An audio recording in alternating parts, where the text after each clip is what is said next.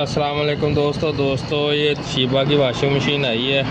इसको ऑन करते हैं तो ये E71 एरर आ रहा है। इसको दूर करने का तरीका आप लोगों को बताते हैं कैसे करते हैं। ये water flow preset region on करना,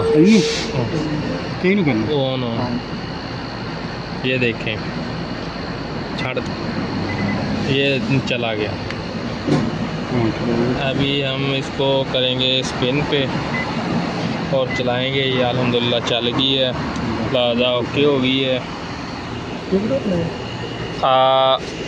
आप लोग मेरे चैनल को सब्सक्राइब करें, शेयर करें, फॉलो करें। ये देखो, ये इंशाल्लाह अल्हम्दुलिल्लाह ये देखें मोटर ड्राइव करना शुरू हो गई है।